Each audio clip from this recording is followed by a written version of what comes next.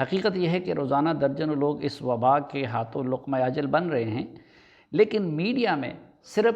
معروف افراد کا تذکرہ ہوتا ہے۔ گزشتہ روز کرونا سے ہمارے نوجوان اور عزیز ساتھی ارشد وحید چودھری ہم سے جدا ہو گئے۔ اس وقت صورتحال یہ ہے کہ مریم نواز کے میاں کیپٹن صفدر، پیپلز پارٹی کے رہنما قمر زمان کائرہ، مسلم لیگ نون کے رہنما سینیٹر ڈاکٹر مصدق ملک، عامر لیاقت حسین اور اسی نوع کے درجنوں ممتاز افراد کرونا کی وبا میں مبتلا ہیں۔ آج وزیر اعلیٰ سندھ سید مراد علی شاہ کا کرونا ٹیسٹ بھی پازیٹیو آ گیا ہے اور وہ گھر میں ایک قرنطینہ ہو گئے ہیں۔ کرونا کے ہزاروں مریضوں کا علاج کرنے والے ماہرین یعنی ڈاکٹر شاذلی منظور، ڈاکٹر سعید اختر اور ڈاکٹر صابر جیسے ڈاکٹروں سے میں نے اپڈیٹ لی ہے، اور سب کی رائے یہ ہے کہ کرونا کی وبا پہلے سے کئی گنا زیادہ خطرناک شکل میں واپس لوٹ آیا ہے۔ سرکاری اسپتالوں کی حالت زار کا تو اس سے اندازہ لگا لیں کہ اسلام آباد اور پنڈی کے ہسپتالوں میں ہمارے پیارے ارشد وحید چودھری مرحوم کو وینٹیلیٹر نہیں مل رہا تھا، اور ڈپٹی کمشنر کی مداخلت پر ان کو وینٹیلیٹر فراہم کیا گیا۔ جہاں تک نجی اسپتالوں کا معاملہ ہے تو کلثوم ہسپتال میں وزیروں اور جرنیلوں کے رشتہ داروں کو بھی بیڈز نہیں مل رہے، لیکن المیہ یہ ہے کہ لاک ڈاؤن وغیرہ تو دور کی بات، ہم لوگ ماسک بھی نہیں پہن رہے ہیں۔ کورونا کا معاملہ نہایت سنگین بلکہ سنگین تر ہو گیا ہے، لیکن ہر طرف جلسے جلوس جاری ہیں، جبکہ حکومت خاموش تماشائی بنی ہوئی ہے۔ اور کافی انتظار کے بعد آج وزیر اعظم عمران خان صاحب نے قوم کے نام خطاب کیا اور قوم کو احتیاط برتنے کی نصیحت کی۔ حکومت ابھی تک تماشائی اس لیے بھی بنی ہوئی تھی کہ اس نے پہلی لہر جو معجزانہ طور پر پاکستان میں قابو میں آ گئی تھی کا ناجائز کریڈٹ لینا شروع کیا تھا۔ اس معجزے اور اللہ کے خصوصی کرم کو عمران خان صاحب نے اپنی حکمت عملی کے طور پر پیش کیا۔ حالانکہ اس طرح معجزانہ طور پر کرونا افغانستان میں بھی غائب ہو گیا تھا، اور میں اس وقت بھی یہ سوال اٹھا رہا تھا کہ اگر پاکستان میں عمران خان صاحب کی حکمت عملی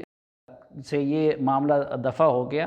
تو افغانستان میں کیا ہوا، کیونکہ افغانستان میں بھی اسی طرح معجزانہ طور پر کرونا غائب ہو گیا تھا۔ اب جب کرونا پہلے سے زیادہ شدت کے ساتھ واپس لوٹ آیا ہے تو حکومت کو خفت کا سامنا ہے۔ اب اگر حکومت کرونا کی شدت کو بیان کرتی ہے تو اس کے سابقہ دعووں کی نفی ہوتی ہے، اس لیے اب کے بار حکومت نے پہلی والی حساسیت نہیں دکھائی۔ دوسری طرف کرونا پر قابو پانے کی حکومتی دعووں کی وجہ سے عوام اس معاملے میں بالکل ریلیکس اور لاپرواہ ہو گئے، چنانچہ نہ کوئی ماسک پہن رہا ہے اور نہ سوشل ڈسٹینسنگ یا عوامی فاصلہ رکھنے کا کوئی خیال رکھ رہا ہے۔ جب آپ انہیں متنبع کرتے ہیں تو وہ وزیر اعظم کی طرف سے جلسے جلوسوں کا ذکر کرتے ہوئے کہتے ہیں کہ اگر کرونا کا خطرہ ہے تو پھر یہ کیا ہو رہا ہے؟ اب ہونا تو یہ چاہیے تھا کہ حکمران سب سے بڑھ کر اس اوپیس کے حوالے سے رول ماڈل بنتے، لیکن کرونا کے کیسز کی شرح بڑھنے کے بعد بھی خود وزیر اعظم صاحب نے سوات میں اور ملک کے دیگر علاقوں میں جلسوں سے خطاب کیا۔ خود وزراء اور وزرائے اعلیٰ روزانہ ایس او پیز کا مذاق اڑاتے ہوئے دیکھے جاتے ہیں۔ اب جب جلسے جلوسوں کے ہوتے ہوئے آپ شادی ہال بند کرتے ہیں یا اسکولوں کی بندش کا فیصلہ کرتے ہیں تو لوگ بجا طور پر مزاحمت کرتے ہیں اور سوال اٹھاتے ہیں کہ ہم سے کاروبار بند کروانے کی بجائے حکومت خود جلسے جلوس کیوں کر رہی ہے؟ بہرحال حکمران جانے اور اللہ جانے، لیکن دو تین چیزیں ایسی ہیں کہ اگر ان کا ہم خیال رکھیں تو کورونا پر کسی حد تک قابو پایا جا سکتا ہے، اور ان میں سے کوئی کام بھی ایسا نہیں ہے کہ جس میں پیسے کا نقصان ہو یا کسی اور چیز کا۔ مثلا ماسک پہننا، ماسک پہننے کا نقصان کوئی نہیں ہے، لیکن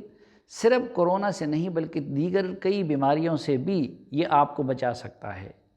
میں صرف آپ کو نصیحت نہیں کر رہا بلکہ میرے قریب رہنے والے لوگ جانتے ہیں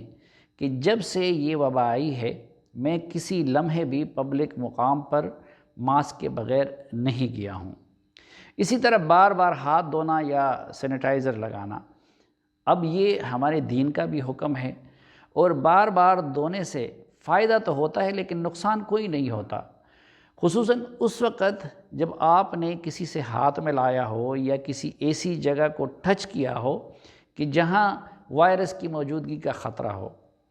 اس صورت میں اس بات کو یقینی بنائیں کہ چہرے تک ہاتھ لے جانے یا اہل خانہ کے قریب جانے سے قبل آپ نے ہاتھ دھو لیا ہو۔ اسی طرح ہاتھ ملانے یا گلے ملنے سے گریز کرنا، جو آپ کا اپنا ہے وہ اپنا رہے گا، بشرط یہ کہ وہ اور آپ زندہ رہیں۔ اب اگر کچھ عرصے کے لیے اپنوں سے ہاتھ نہ ملایا جائے اور گلے نہ ملا جائے تو کون سی قیامت آ جائے گی؟ ہاتھ ملا کر عمر بھر ہاتھ ملنے سے کیا یہ بہتر نہیں ہے کہ کچھ عرصے کے لیے ہاتھ ملانے سے گریز کیا جائے؟ اور اپنے کسی عزیز کی موت پر گلے مل کر رونے سے کیا بہتر نہیں ہے کہ اس وقت گلے ملنے سے گریز کیا جائے؟